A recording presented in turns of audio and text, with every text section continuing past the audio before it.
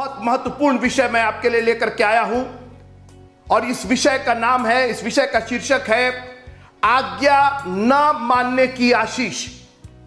आप कहेंगे ये कैसा विषय है? क्योंकि अभी तक आपने जो कुछ सुना है वो आज्ञा मानने की आशीष सुना है। आज मैं एक दूसरे तरीके से आपसे बात करना चाहता हूं जो निर्गमन की पुस्तक उसके पहले अध्याय और 15वीं आयत से लेकर के 22वीं आयत के एक खूबसूरत दृश्य में नजर आती। आज मैं आपको आशीषों के साथ विदा करना चाहता हूं। 3 जगह 3 बातें लिखी होंगी, आइए मेरे साथ। निर्गमन की पुस्तक उसका पहला अध्याय 15वीं आयत में शिप्रा और पुआ नाम 2 इब्री भाइयों को मिस्र के राजा ने आज्ञा दी। मैं आज इसी शब्द पर आपसे बात करूंगा, इसी वर्ड पर बात करूंगा, आज्ञा। तो राजा ने, फिरौन ने किसको आज्ञा दी? इब्री स्त्रियों को। ये धाइयां थी, मिडवाइफ थी। 17वां पद, परंतु वे धाइयां परमेश्वर का भय मानती थी, इसलिए मिस्र के राजा की आज्ञा ना मानकर। मेरा विषय यही है मित्रों, आज्ञा ना मानने की आशीष। आगे चलिए 21वां पद, और धाइयां इसलिए कि वे परमेश्वर का भय मानती थी। फिरौन ने, मिस्र के राजा ने पहले मिस्रियों को यूज किया कि इब्रानियों के साथ कठोरता का व्यवहार किया जाए ताकि उनका फैलाव रोक दिया जाए। वो काम नहीं आया तो किसको चुना? इब्रानी ही स्त्रियों को, इस्राएली ही स्त्रियों को चुना कि अपने ही कौम के लोगों को बर्बाद कर दो। यह है परमेश्वर का भय। और ऐसा भय था कि उन्होंने राजा की आज्ञा नहीं मानी। और यही मैं आपसे कहना चाहता हूं कि कई बार कुछ आज्ञाएं नहीं मानी जानी चाहिए। पहले तो आप याद रखिएगा कि शैतान भी, संसार भी आज्ञाएं देकर हमको अपने वश में करना चाहता है। देखिए, आज्ञा मानी किसकी जाती? आज्ञा उसी की मानी जाती है जिसका अधिकार हमारे ऊपर होता है। और आपकी प्रॉब्लम यह है कि आपने दुनिया को अपने ऊपर अधिकारी बना दिया है, मगर जो राजाओं का राजा और प्रभुओं का प्रभु है। मित्रों, इन भाइयों को राजा की, इस फिरौन राजा की, मिस्री राजा की आज्ञा मानने में कोई डर नहीं था, क्योंकि वो तो राजाओं के राजा और प्रभुओं के प्रभु की आज्ञा मान रही थी।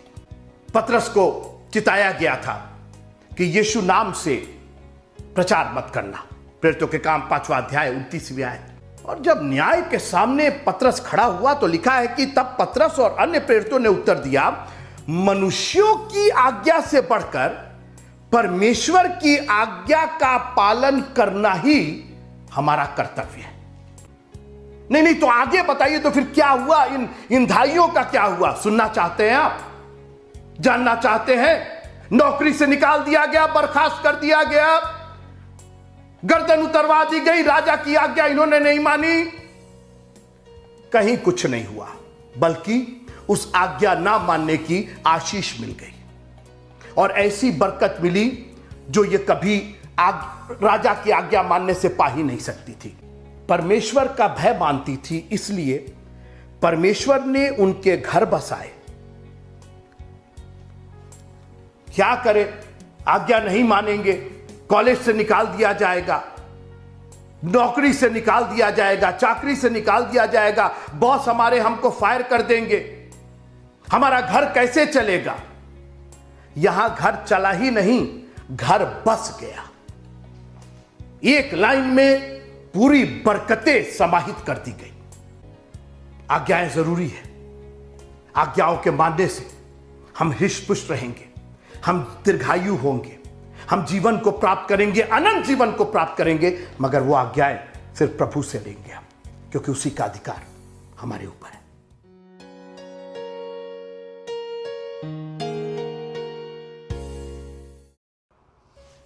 जय मसीह की मित्रों, आज की इस खूबसूरत आराधना में जबकि हमारा प्रभु यहां मौजूद है,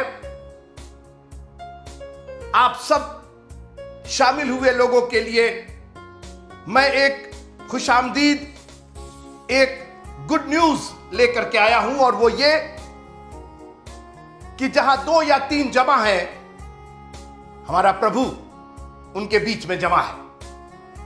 और हमें पूरा यकीन है, विश्वास के साथ हम ये मानते हैं कि हमारा प्रभु हमारे बीच में मौजूद है।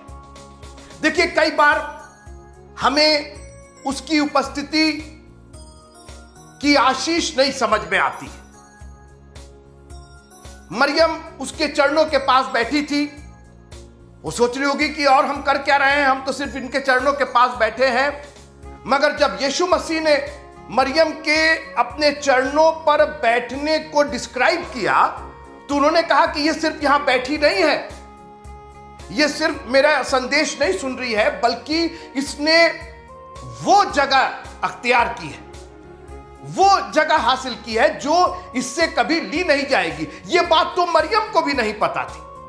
और आज मैं नहीं जानता हूं कि आप किस नियत से इस सभा में उपस्थित हुए हैं। आप सोचे कि चलो प्रभु का संदेश सुन ले, आज संडे है, आज आराधना है, आपको ये दिखाई दिया और आपने कहा हम इसमें शामिल हो जाएं। कहीं ऐसा तो नहीं कि प्रभु आपकी सोच से कहीं बेहतर आपको आशीष देने जा रहा है, जो आप सोच नहीं सकते थे। और प्रभु हमेशा हमें उत्साहित करके भेजना चाहता है, वो हम पर लांछन नहीं लगाता। लिखा है कि एक व्यवस्थापक उठा और उसकी परीक्षा करने के लिए उसने कई एक सवाल यीशु मसीह से पूछे, और फाइनली उसने पूछा कि हमारा पड़ोसी कौन है। और यीशु मसीह ने एक बहुत खूबसूरत कहानी नेक सामरी की बताई। कहानी के दृष्टांत के खत्म होने के बाद यीशु मसीह ने उस व्यवस्थापक से नहीं कहा, देखा तुमने वो नेक सामरी तुमसे कितना अच्छा था, कितना भला था। बजाय उसको नीचा दिखाने के यीशु मसीह ने कहा, जा तू भी ऐसा ही कर। और वो व्यवस्थापक थोड़ी देर के लिए सोचने लगा होगा, रियली, क्या मैं भी ऐसा कर सकता हूं? क्या मैं भी नेक बन सकता हूं? क्या मैं भी किसी की मदद कर सकता हूं? मुझे तो आज तक अपनी ये क्वालिटी मालूम ही नहीं थी, ये योग्यता मालूम नहीं थी। लेकिन यीशु मसीह ने उसकी योग्यता बताई कि तू भी ऐसा कर सकता है, जा तू कर। और आज आप हो सकता है कि केवल एक श्रोता, एक दर्शक होकर के आए हैं, लेकिन प्रभु आपको इस दर्शक और श्रोता से कहीं बड़ी आशीष देने जा रहा है। इसलिए मेहरबानी से बड़े इत्मीनान के साथ इस भजन में, इस वर्शिप में, इस गाने बजाने में शामिल होइए। खुदा का कलाम हम आज सुनेंगे और उसके नाम की तारीफ करते हुए उसके चरणों में बैठे रहेंगे, सब कुछ छोड़ करके, सब कुछ त्याग करके उसकी सुनेंगे, क्योंकि उसकी सुनने में बड़ी आशीष है। आइए भजनों के साथ, गीतों के साथ, म्यूजिक के साथ, तालियों के साथ आवाज को उठा करके उसकी आराधना करते हैं। चल मुझे, चल मुझे, तू है जहां, चल मुझे, चल मुझे,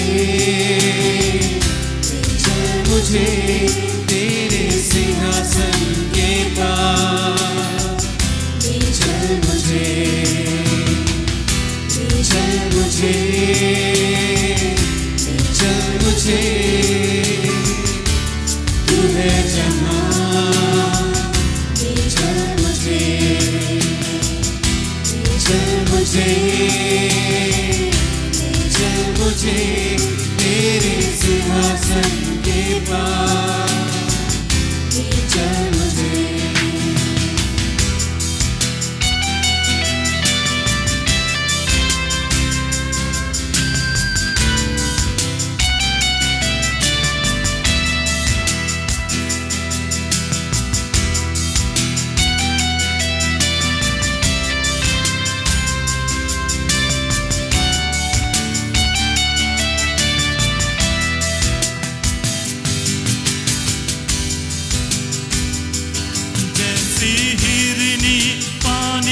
के लिए प्यासा मैं भी हूँ तेरे लिए, जैसे हिरनी पानी के लिए प्यासा मैं भी हूँ तेरे लिए। तुझे ढूंढता हुआ, तुझे चाहता हुआ, मुझे खींच ले मैं दौड़ूंगा। तुझे ढूंढता हुआ, तुझे चाहता हुआ, मुझे खींच ले मैं दौड़ूंगा। चल मुझे, चल मुझे, तू है जहाँ, चल मुझे, चल मुझे, चल मुझे तेरे सिंहासन के पास, चल मुझे, चल मुझे, चल मुझे, तू है जहाँ, चल मुझे, मुझे, चल मुझे तेरे सिंहासन के पास, चल मुझे। हालेलुया। ले चल मुझे। हम धन्यवाद करते हुए परमेश्वर पिता तेरे हुजूर हैं और तुझसे यही दुआ करते, सिर्फ मुझे नहीं, आज की सुबह जो हमारे साथ तेरी महिमा कर रहे हैं प्यारे प्रभु जी, जो तेरी उपस्थिति में है परमेश्वर पिता, जिन्होंने रूह और सच्चाई से तुझे पुकारा है, एक एक जिंदगियों को अपने पास लिया। कहता है तू कि मुबारक है वो शख्स जिसे तू चुनता है, जिसके गुनाहों को माफ करता और अपने पास आने देता है। हमारा ईमान है खुदावन की आज की सुबह जब हम सब जमा हैं, ये बरकतों की सुबह है, ये नए आशीषों की सुबह है, ये नई जिंदगी की सुबह है और हम तेरा धन्यवाद करते हैं। हम तेरा धन्यवाद करते हैं परमेश्वर पिता। एक एक जिंदगियां आज की सुबह में हमारे साथ जुड़ी हुई है खुदावन, एक एक जिंदगियों को बड़ी बरकत देना और ये जिंदगियां यूं ही सलामत रहें जब तक ये हवा में ना उठाई जाए प्यारे प्रभु जी। हम सब मिलके बादलों पे तेरा इस्तकबाल कर सके, तेरा शुक्र अदा कर सके, तुझे पवित्र पवित्र और पवित्र कह सके। हम धन्यवाद करते हैं, हम तेरा शुक्र अदा करते हैं खुदावन, एक एक तेरे उपकारों के लिए, एक एक भलाइयों के लिए जो तूने पिछले दिनों में किया, पिछले हफ्तों में किया और आज की सुबह भी तूने महाकरुणा में हमें सलामत रखा है, जिंदा रखा है। और क्योंकि खुदावन तू जिंदा परमेश्वर है, इसलिए तू हमें जिंदा रखता है कि हम तेरा धन्यवाद करने वाले हों।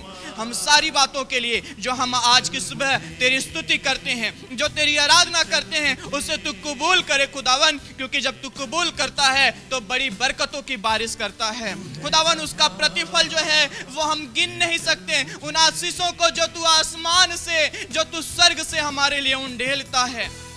हम धन्यवाद करते हैं परमेश्वर पिता, आज की सुबह हम सब तुझ में फिर से तैयार हो, तुझ में हमारी जिंदगियां फिर से मुबारक हो जाएं और आज की इस सुबह में खुदावन हमें हमारे मनों को तैयार कर कि ये जीवन की रोटी और ये जीवन का जल हम ग्रहण करने वाले हों, ताकि खुदावन हम अबद की जिंदगी पाने के लिए और हियाव से आगे बढ़ें और हमारी उम्मीद बढ़ जाए प्यारे प्रभु जी, हमारे विश्वास को और बढ़ा दे परमेश्वर पिता। जो तेरे कलाम को लेके आते अपने कलीसिया के विशप को खुदावन, उनके मुंह को तूने छुआ है खुदावन और अपनी महिमा के लिए परमेश्वर पिता तूने खड़ा किया है। दुगनी बरकत से मामूर कर, उनके घराने पर तेरी बरकत हो, यीशु नाम में ये सलामती बनी रहे, ताकि खुदावन यूं ही इनके वसीले हमारी जिंदगियां तुझ में आगे बढ़ती जाएं। शुरू से लेके अंत तक की सारी हमारी एक्टिविटीज जो है, हमारी जो स्तुति, आराधना, वचन का सुनना, दुआ करना, सब कुछ तुझे भाई, सारा जलाल आदर आपको देते हुए, धन्यवाद करते हुए, विनती को अपने जीवित उद्धार करता, मुक्तिदाता प्रभु यीशु मसीह के नाम में मानते हैं पिता, आमीन आमीन। Praise the Lord. आप सबको एक बार फिर से जय मसीह की।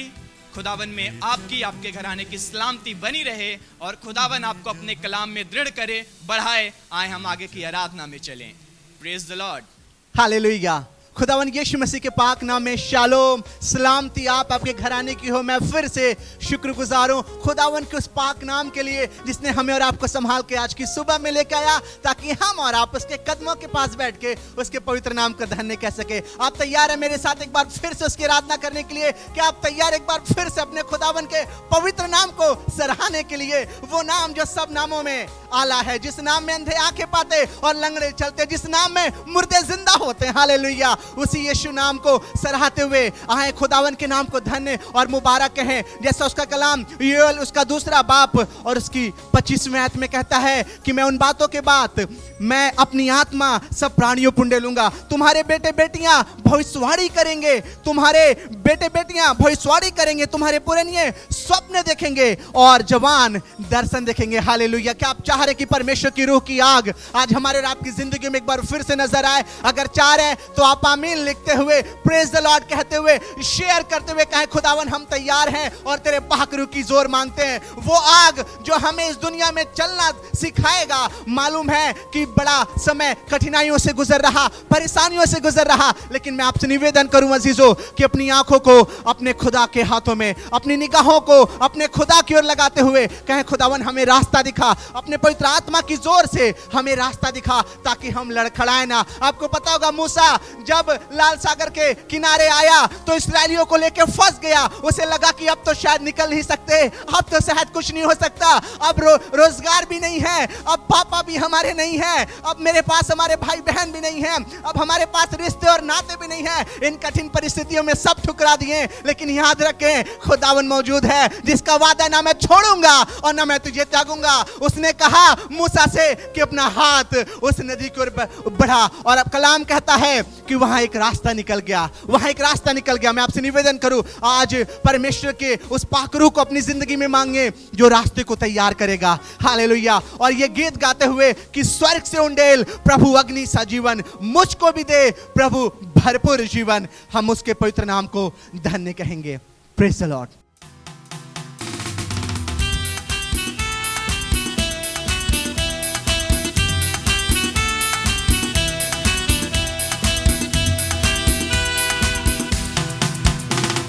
स्वर्ग से उड़े प्रभु अग्नि सा जीवन, मुझको तू दे प्रभु भरपूर जीवन। स्वर्ग से उड़े प्रभु अग्नि सा जीवन, मुझको तू दे प्रभु भरपूर जीवन।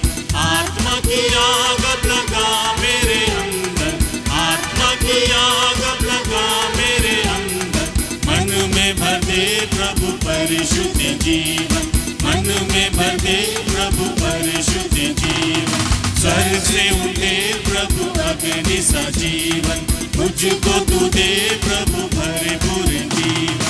आत्मा की प्यास मेरे मन में लगा दे, आत्मा की प्यास मेरे मन में लगा दे। स्तुति गाना मुझको सिखा दे, स्तुति गाना मुझको सिखा दे। जीवन के जल से पीऊं मैं आके, जीवन के जल से पीऊं मैं आके। मुझ में बहा प्रभु नदियों सा जीवन, मुझ में बहा प्रभु नदियों सा जीवन। स्वर्ग से उड़े प्रभु अग्नि सा जीवन, मुझको तू दे प्रभु भरपूर जीवन। यीशु के लाहू से कर तू पवित्र, यीशु के लाहू से कर तू पवित्र। पाप और मृत्यु से कर तू स्वतंत्र, पाप और मृत्यु से कर तू स्वतंत्र। मेरे लिए पूरी कर प्रतिज्ञा, मेरे लिए पूरी कर प्रतिज्ञा। मन में लगा प्रभु अपना सिंहासन, मन में लगा प्रभु अपना सिंहासन। स्वर्ग से उड़े प्रभु अग्नि सा जीवन, मुझको तू दे प्रभु भरपूर जीवन। स्वर्ग से उड़े प्रभु अग्नि सा जीवन, मुझको तू दे प्रभु भरपूर जीवन। Praise the Lord. हालेलुया। खुदावन का धन्यवाद देते हैं कि यकीनन अजीजों आज की सुबह खुदावन की रूह हमारे और आपकी जिंदगियों में काम कर रहा। आज बीमार चंगे हो रहे हैं, क्योंकि अगर आज हम और आप ईमान रखेंगे तो यकीन जाने ये पहाड़ भी समंदर में जा पड़ेगा। और खुदावंद यही चाहता है कि उसके खोजने वाले जो है आत्मा सच्चाई के साथ, ईमान के साथ उसके कदमों के पास मौजूद होके खुदावन के नाम को धन्य कहे। भजन 34 उसके पहले बाब में लिखा हुआ है कि मैं हर समय यहोवा को धन्य कहूंगा और इसके पवित्र नाम को मुबारक कहूंगा। मैं हमेशा परमेश्वर का धन्यवाद दूंगा, चाहे सुबह हो या चाहे शाम हो, मैं खुदावन के नाम को मुबारक कहूंगा। एक बड़ी खूबसूरत कहानी मुझे याद आती है, लिखा हुआ प्रेरितों उसके 3 बाब में कि सुंदर नामक एक फाटक था और वहां पे खुदा के 2 चेले, लिखा हुआ है पतरस और यूहन्ना, संध्या के समय में जब वो जा रहे थे, प्रार्थना के समय जब वो मंदिर जा रहे थे, तो लिखा हुआ है कि जन्म के लंगड़े को लेके आया गया जो प्रतिदिन सुबह और शाम उसके पास बैठा करता था। लेकिन जब ये उस लंगड़े के पास गए और उसने जब इनकी तरफ देखा तो कुछ पाने की आशा में इनसे मांगने लगा। लेकिन इन्होंने क्या कहा, मेरे पास सोने और चांदी तो नहीं है, जो मेरे पास है वो मैं तुझे देता हूं यीशु के नाम में। हालेलुया, चल और उठ फिर यीशु के नाम में। आज यही यीशु नाम आपकी जिंदगियों में काम करेगा। जानते कब, जब आप कहेंगे खुदावन यीशु के नाम में आज मेरी मम्मी और मेरे पापा के टूटते हुए रिश्ते सही हो जाएंगे। खुदावन यीशु के नाम में ये अंधकार जाता रहेगा। यीशु के नाम में आज हमारी आर्थिक परिस्थितियां ठीक हो जाएंगी। हालेलुया, खुदावन मौजूद है अजीजों, और होने दे कि आज अपने ईमान के हाथों को उठा के उसको थाम ले और कहे खुदावन मैं तैयार हूं, मैं तैयार हूं। हालेलुया, और इस गीत को गाते हुए कि सुबह हो या शाम लेना यीशु का नाम। हालेलुया, उसके पवित्र नाम को मुबारक कहें। हालेलुया।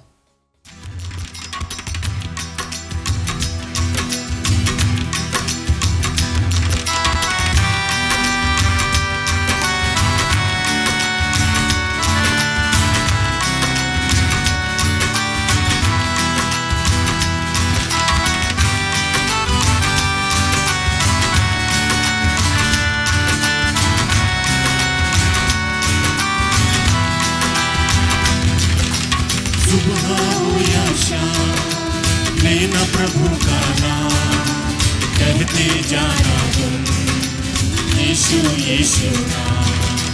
सुबह हो या शाम लेना प्रभु का नाम, कहते जाना तुम यीशु यीशु नाम। यीशु नाम, यीशु नाम, यीशु नाम, यीशु नाम, यीशु नाम, यीशु नाम, यीशु नाम, यीशु नाम।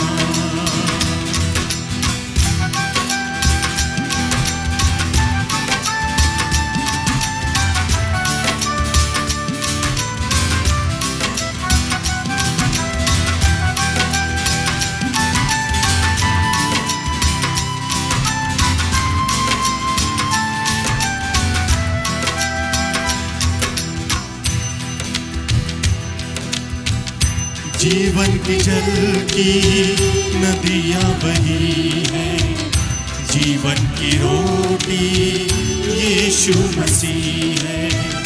जीवन की जल की नदियाँ बही है, जीवन की रोटी यीशु मसीह है। देर करो ना जल्दी आओ, आकर जीवन जल पी जाओ।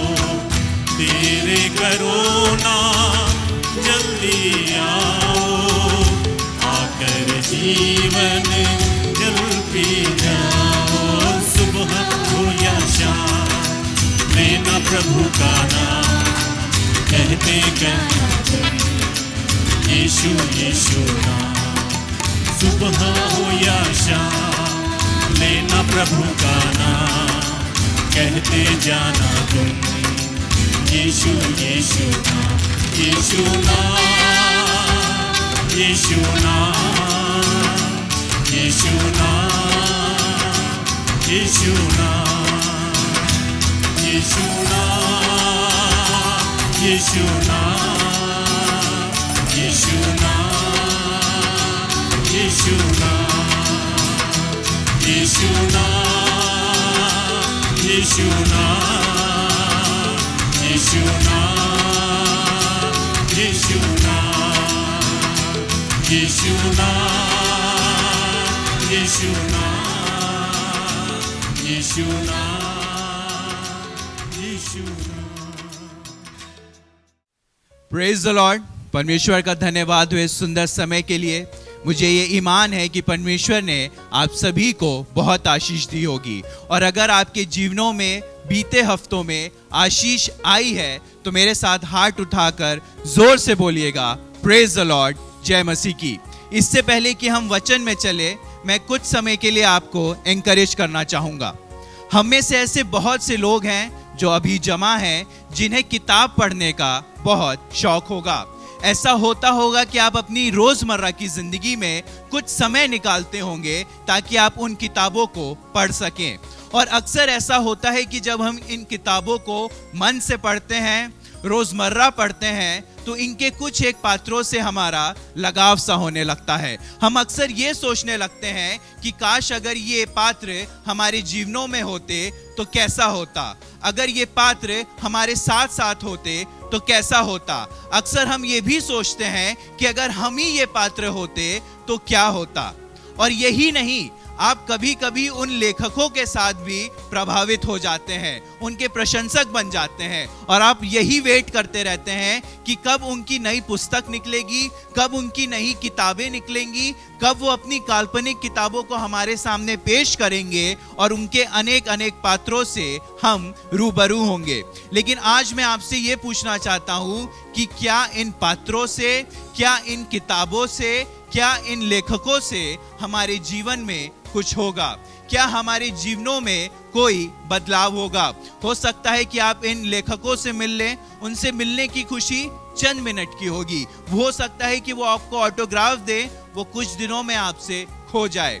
लेकिन मैं आपको आज ये बताना चाहता हूं कि जब आप इस किताब को पढ़ते हैं तो आपको जीवन मिलता है। एक बहुत ही अच्छा कोट दिया हुआ है कि the more you will read Bible, the more you will fall in love with its author. कि आप जितना भी इस किताब को पढ़ेंगे, जितना ही बाइबल को पढ़ेंगे, उतना ही आप परमेश्वर से प्यार में बढ़ते जाएंगे। और आज मैं आपको ये भी बताना चाहता हूं कि जो इसके पात्र हैं ये काल्पनिक नहीं हैं, बल्कि इनमें सच्चाई है। ये जो पात्र हैं ये हमें सिखाते हैं कि जीवन में कैसे चलना है, और यही हमारी कोशिश रहती है, और खासकर यही हमारे कलीसिया के अगुए बिशप साहब की कोशिश रहती है कि कैसे इन पात्रों से और इन जीवन की पुस्तक से आपको आशीष मिल सके। इसलिए मेरा आपसे अनुरोध यही है कि ये जो निर्गमन की सीरीज चल रही है, इसमें हमारे साथ बने रहिए, क्योंकि परमेश्वर इन पात्रों के हिसाब से, इन पात्रों के द्वारा और अपने द्वारा आप सभी को आशीष देना चाहता है। इस किताब में, इस पवित्र शास्त्र में, इस बाइबल में बने रहिए और जीवन और उद्धार आपका है। आइए अब हम परमेश्वर के वचन में चलते हैं। परमेश्वर के वचन से आज के पाठ को पढ़ते हैं। हम निकालेंगे निर्गमन 2:1-6। लेवी के घराने के एक पुरुष ने एक लेवी वंश की स्त्री से विवाह कर लिया। वह स्त्री गर्भवती हुई और उसके एक बालक उत्पन्न हुआ, और यह देखकर कि वह बालक सुंदर है, उसे 3 महीने तक छिपा रखा। जब वह उसे और ना छिपा सकी, तब उसके लिए सरकंडों की एक टोकरी लेकर उस पर चिकनी मिट्टी और राल लगाई, और उसमें बालक को रखकर नील नदी के किनारे कांसों के बीच छोड़ आई। उस बालक की बहन दूर खड़ी रही कि देखे उसका क्या हाल होगा। तब फिरौन की बेटी नहाने के लिए नदी के किनारे आई। उसकी सखियां नदी के किनारे किनारे टहलने लगी। तब उसने कांसों के बीच टोकरी को देखकर अपनी दासी को उसे ले आने के लिए भेजा। जब उसने उसे खोलकर देखा कि एक रोता हुआ बालक है, तब उसे तरस आया और उसने कहा, यह तो किसी इब्री का बालक होगा। परमेश्वर अपने वचन के पढ़े और सुने जाने पर बहुत आशीष दे। आइए अब समय होगा कि हम परमेश्वर के वचन से अपने कलीसिया के बिशप साहब के द्वारा सुनेंगे। परमेश्वर आप सभी को बहुत बहुत आशीष दे।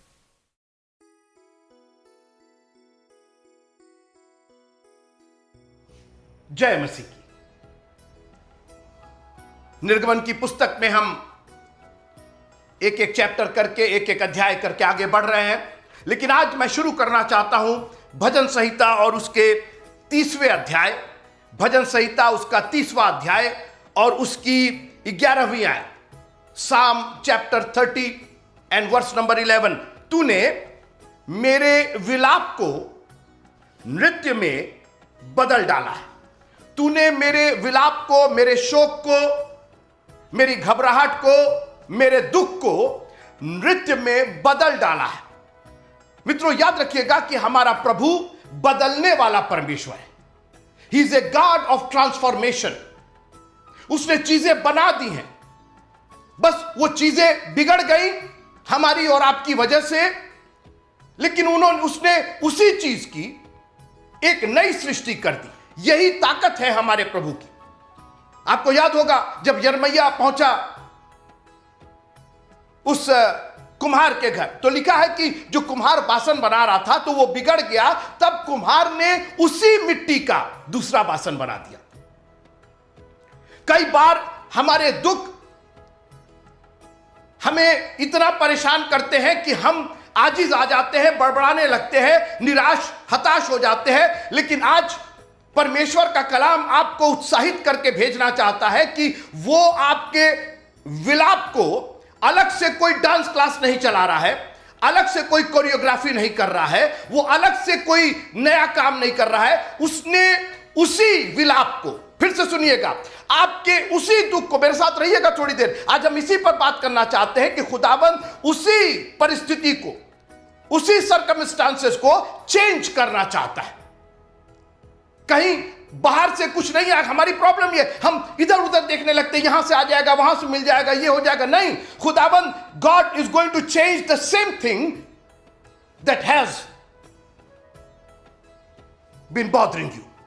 जो परिस्थितियां, जो दुख आपको परेशान किया हुआ, अब आप मेरे साथ आइए निर्गमन की पुस्तक और उसका पहला अध्याय। जी हां, आपके सामने पढ़ा तो गया निर्गमन दूसरा अध्याय, लेकिन मैं पहले अध्याय की आखिरी आयत से शुरू करना चाहता हूं।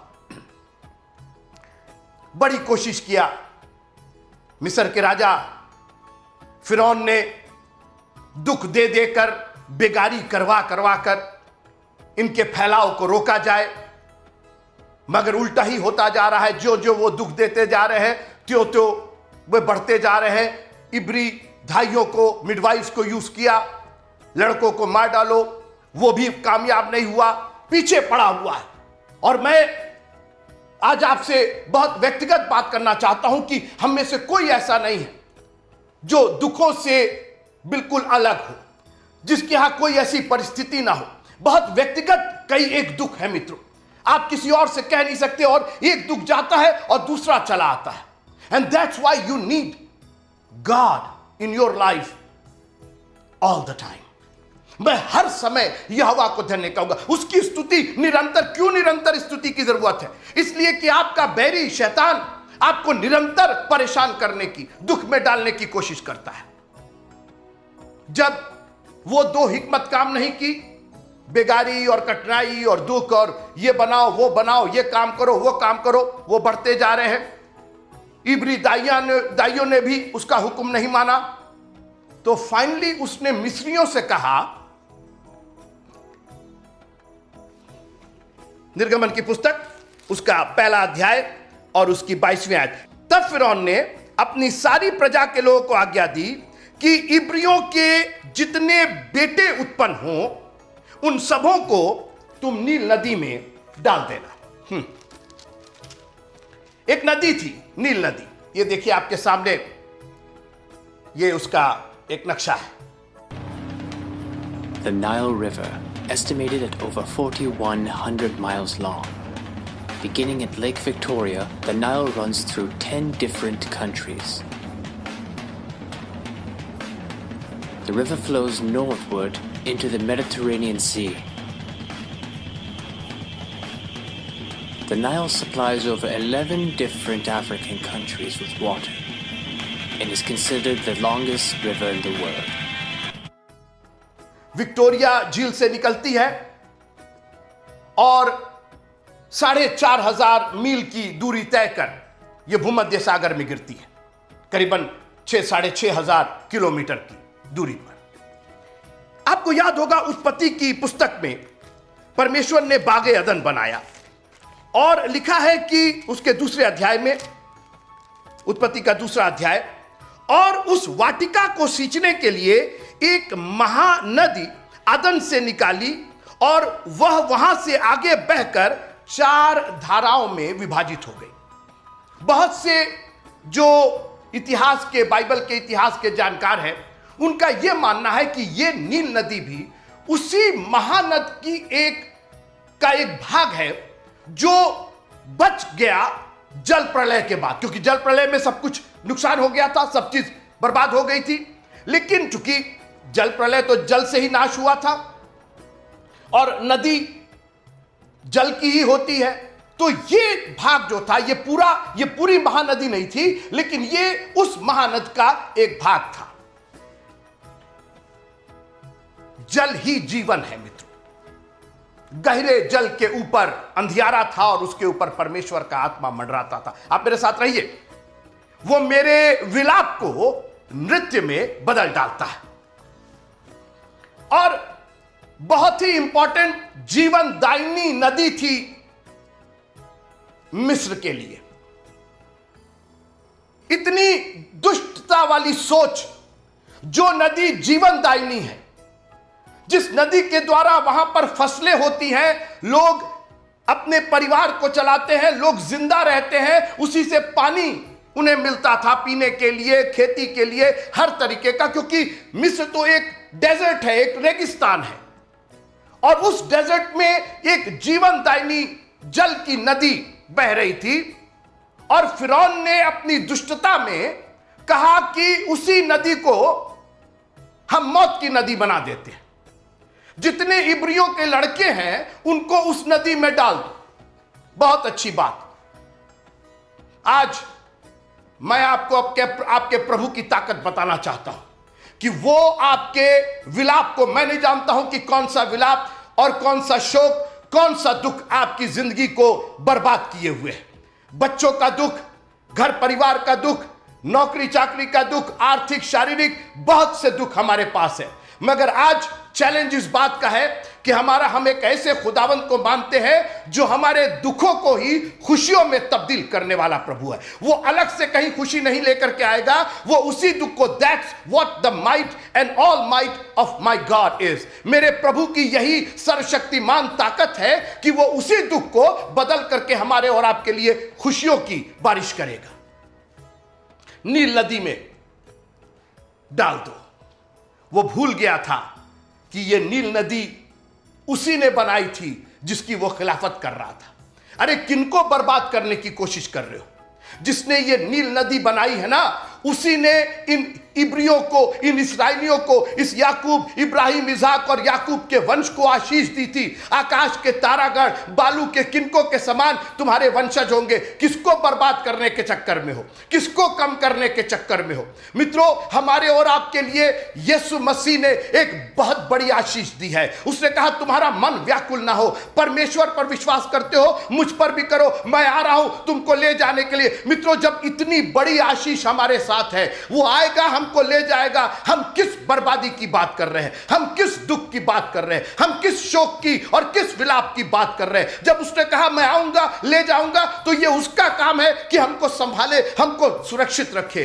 क्योंकि अगर हम सुरक्षित नहीं रहेंगे, अगर हम बर्बाद हो जाएंगे, तो वो लेने किसको आएगा? कितनी बड़ी एक योजना उसकी हमारे और आपके लिए है। और इसने कहा नील नदी में लड़कों को डाल दो। मगर वो भूल गया कि जो मंशा उसने हानि की थी, उसी को प्रभु ने, यहोवा परमेश्वर ने लाभ के लिए कर दिया। और इस बात का जिक्र 50वें अध्याय, उत्पत्ति का 50वां अध्याय मैं पढ़ना चाहता हूं। उत्पत्ति का 50वां अध्याय, जहां पर यूसुफ अपने भाइयों से बात कर रहा है। और यूसुफ ने अपने भाइयों से कहा कि यद्यपि 50वां अध्याय और उसकी 20वीं आयत, 50th chapter of Genesis, the last chapter of Genesis and verse number 20, यद्यपि तुम लोगों ने, भाइयों ने, अपने सगे संबंधियों ने, तुमने मेरे लिए बुराई का विचार किया था। और मैं नहीं जानता हूं कि कौन आपके लिए बुराई का विचार कर रहा है, लेकिन आज मैं अपनी जिंदगी से गवाही देना चाहता हूं। बहुतों ने, मेरे अपनों ने, मेरे अपने सगे संबंधी भाइयों ने मेरे साथ बुराई का विचार किया, मगर खुदावंद ने उसी बुराई को, परंतु परमेश्वर ने उसी बात में भलाई का विचार किया। तुमने तो बुराई का विचार किया, मगर परमेश्वर ने कहा इसी बात में, यही यूसुफ था जिसको तुमने बेचा था, यही यूसुफ था जो पोतीफर के घर में लांछन के द्वारा निकाला गया और बंदी गृह में रखा गया। 2 साल वो बंदी गृह में रहा, यही यूसुफ था। तुमने बुराई और हर बार बुराई सोची, मगर खुदावंद ने उसी यूसुफ को, कोई दूसरा यूसुफ नहीं पैदा किया। कह रहे कोई बात नहीं, वो यूसुफ तो बेच दिया गया, वो तो गुलामी में चला गया, वो तो पोतीफर के यहाँ है, अब उसको वो तो कुछ कर ही नहीं सकता है, वो तो अब मिनिस्ट्री में आ ही नहीं सकता है, वो तो एक मिस्री के यहाँ रह रहा है, एक गुलाम की हैसियत से रह रहा है, वो क्या प्रचार करेगा, वो क्या चर्च बनाएगा, वो क्या लोगों को। परमेश्वर ने उसी बुराई को भलाई में बदल दिया। वही नील नदी जिसमें वो उसने कहा लड़कों को डाल दे। बहुत अच्छी बात। परमेश्वर, याद रखिएगा, our God is a God that loves challenges. हमारे प्रभु को चुनौतियां बहुत अच्छी लगती है। ये तो मैंने अपनी जिंदगी में पहचाना है। जब कहीं से कोई आसरा और भरोसा नहीं दिखाई देता, जब हमारा विलाप इतना बढ़ जाता है कि विलाप के आगे हमें सिर्फ विलाप ही दिखाई देता है, खुदावंद कहता है वेरी गुड, अब मैं इसी विलाप को नृत्य में बदलूंगा, तुम्हारे डांस में बदलूंगा। I will turn your morning into dances. Hallelujah. मैं नहीं जानता हूं कि किस प्रभु की आप उपासना कर रहे हैं। क्यों नहीं अभी तक आपकी ये मॉर्निंग, आपका ये शोक, आपका ये विलाप अभी तक आपके डांस में क्यों नहीं तब्दील हुआ है? अगर आप सच्चे प्रभु के मानने वाले हैं तो आपके उसी विलाप को ये बदल करके आशीषों का सोता बना देगा। जी, उसी नील नदी में आपने दूसरा अध्याय पढ़ा, सुना आपने, वो कहानी भी आपने सुनी। एक लेवी के वंश ने लेवी की स्त्री को ब्याह लिया, और मैं अगली बार और डिटेल में जाऊंगा मूसा की जिंदगी के बारे में, लेकिन आज मेरा विषय यही है कि वो हमारे विलाप को नृत्य में बदलता है। मैं नहीं जानता हूं कि कितना विलाप आपकी जिंदगी में है, लेकिन मुझको एक चीज मालूम है कि वो मेरे, और मित्रों, मैं किसी किस्से कहानी की बात नहीं कर रहा हूं, मैं अपनी जिंदगी की बात कर रहा हूं। मेरी जिंदगी में भी बहुत शोक आया था, बहुत विलाप आया था। मेरे अपनों ने, मेरे अपने रिश्तेदारों ने, मेरे बहुत करीबियों ने मुझे छोड़ दिया, धोखा दे दिया मित्रों, और मैं भी विलाप में चला गया था, मैं भी डिप्रेशन में चला गया था, मेरे पास कोई सहारा नहीं था। लेकिन मैंने कहा ना कि जब ऐसी परिस्थिति हो तो उसको खुदावंद एक चुनौती के रूप में लेता है। तुमने तो बुराई का विचार किया था, मगर परमेश्वर ने उसी में भलाई का विचार किया है। परमेश्वर ने इस बासन को जो बिगड़ गया था, उसने इसी मिट्टी का एक दूसरा बासन बना करके रख दिया है। एक गोलियात नाम का बहुत बड़ा जायंट था।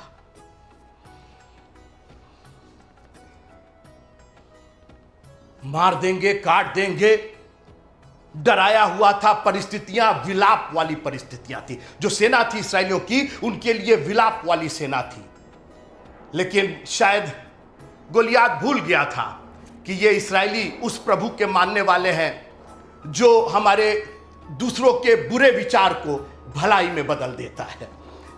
वो इनके विलाप को नृत्य में बदलने वाला, और बहुत जल्दी बदलने वाला है। और आपको मालूम है, दाऊद वहां पहुंचता है, और दाऊद ने गोफन उठाया, 5 पत्थर उठाए, वो सब कहानी आपको मालूम है। मैं आगे ले चलना चाहता हूं आपको, सुनिए।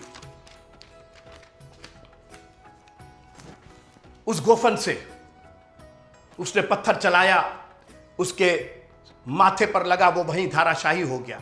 मगर दाऊद वहीं तक नहीं रुका। मैं पढ़ना चाहता हूं 1 सामुएल उसका 17वां अध्याय और उसकी 51वीं आयत। तब दाऊद दौड़कर पलिश्ती के ऊपर खड़ा हुआ, सुनते रहिएगा, और उसके झोले में, चूंकि एक पत्थर तो चला दिया था, 4 पत्थर बचे थे, उसी पत्थर को लेकर के उसको खूब कूचने जी नहीं, वो आपके विलाप को जानते हैं। जो डीलडॉल था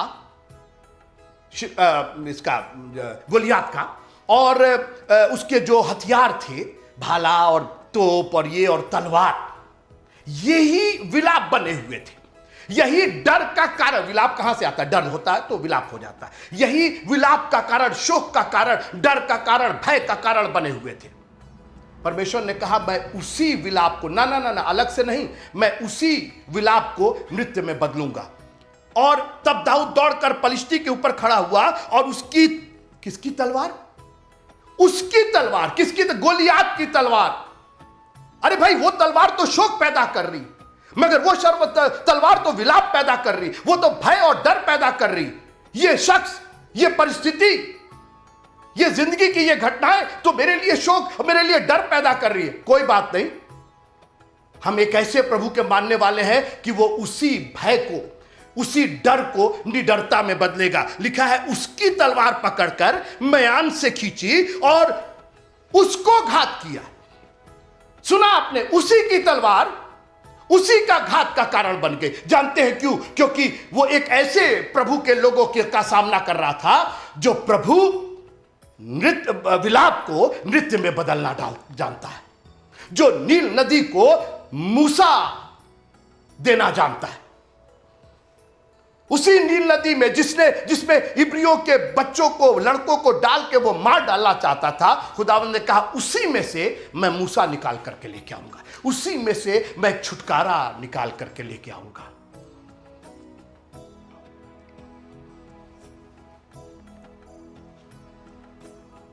चूमा लेकर के पकड़वाया। विचार था विरोध का, विचार था पकड़वाने का, विचार था बुराई का, मगर उसी चूमने ने, जिसको उसने पकड़वाने के लिए इस्तेमाल किया, वही चूमा बहुतों के लिए छुटकारे का कारण बन गया। हमारे और आपके लिए वो छुटकारे का कारण बन गया। ले गए उसको पिलातुस के दरबार में। क्रूस दो, क्रूस दो।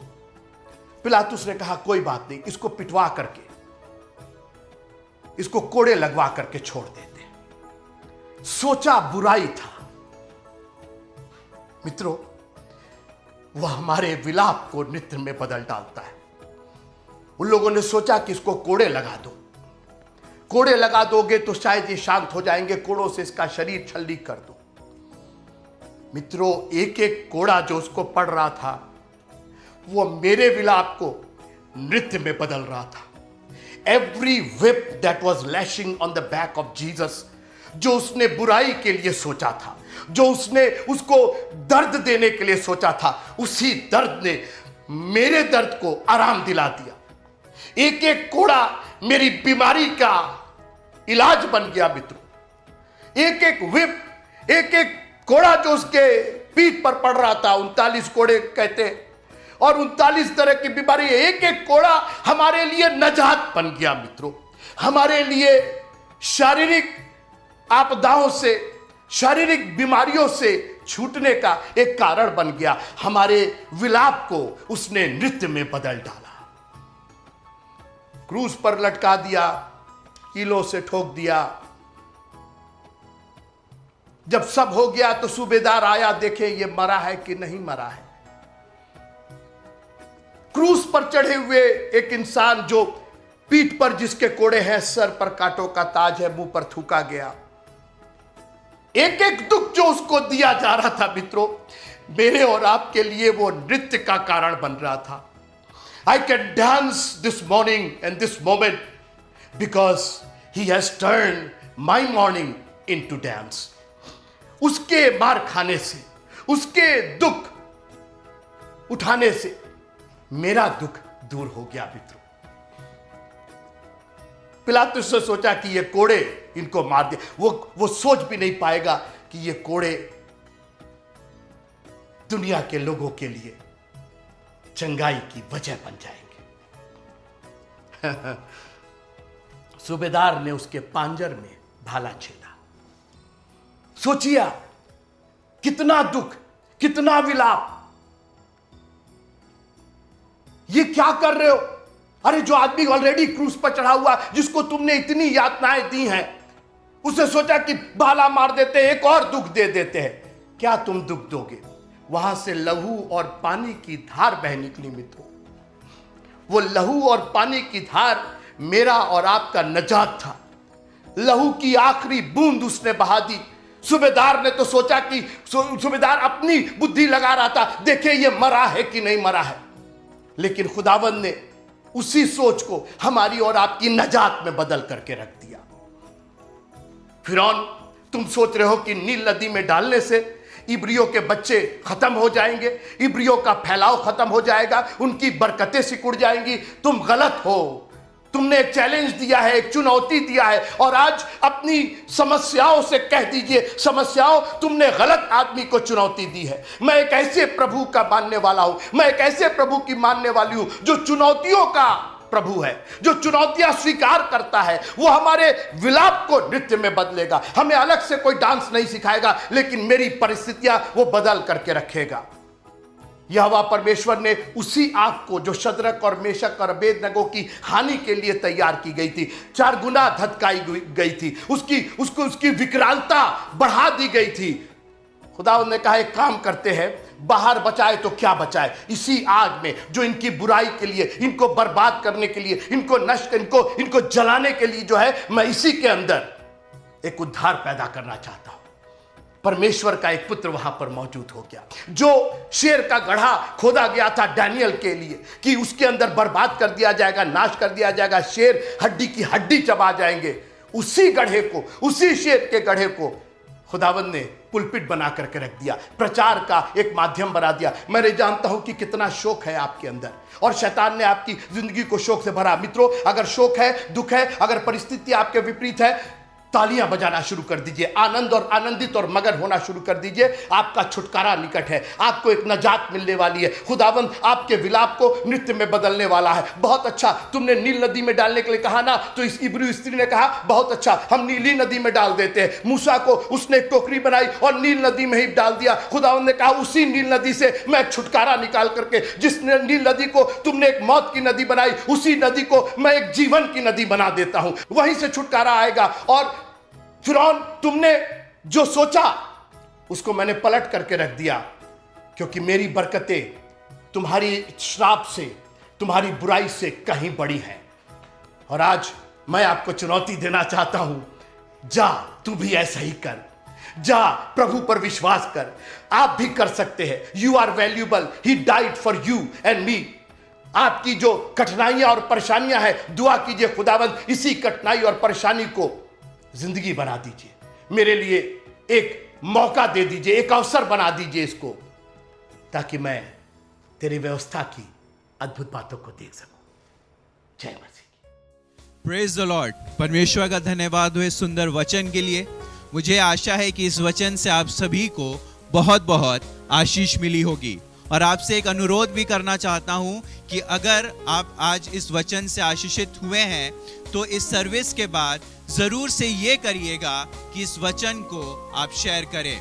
मैं जानता हूं कि आप में से बहुत से लोगों ने इसे अभी शेयर किया होगा, लेकिन बहुत से ऐसे लोग हैं जो किसी कारणवश हमसे नहीं जुड़ पाए होंगे। और अगर आप चाहते हैं कि उन्हें आशीष मिले, वो परमेश्वर का ज्ञान जान सके, वो परमेश्वर की आशीष पा सके, तो इस मैसेज को जरूर से शेयर करिएगा, ताकि परमेश्वर के काम की और उसके नाम की महानता बढ़ सके। इससे पहले कि हम अंत को चले, आइए एक गीत सुनते हैं।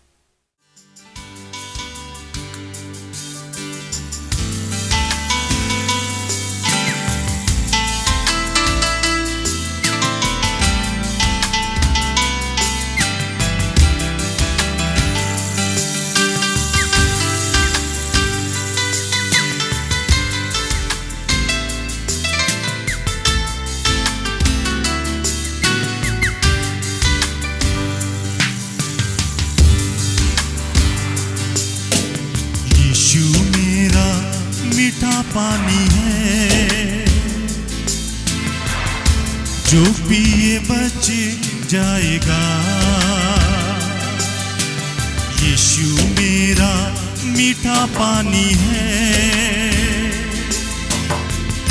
जो पिए बच जाएगा।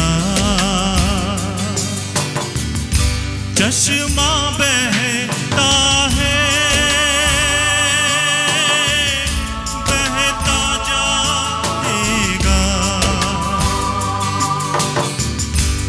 चश्मा बहता है, बहता जाएगा। यीशु मेरा मीठा पानी है, जो पिए बच जाएगा।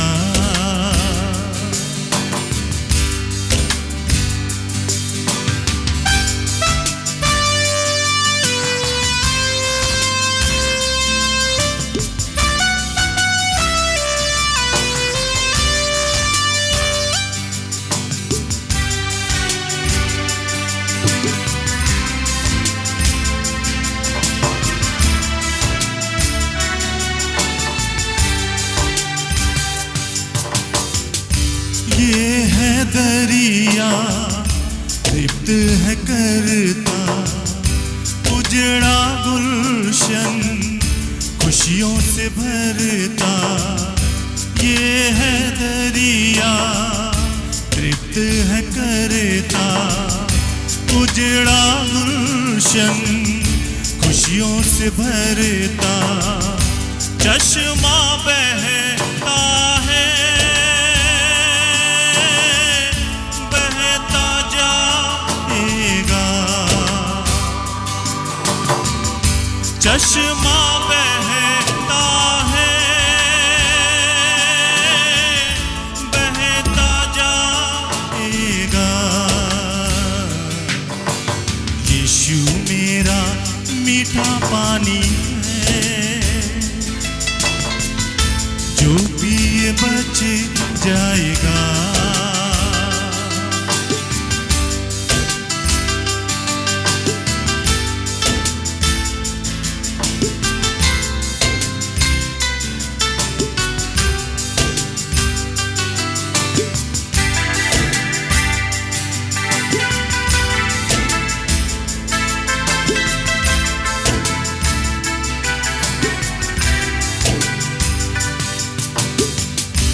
जीवन जल है, बेकीमत है, प्यास रहे ना ऐसी नेमत है।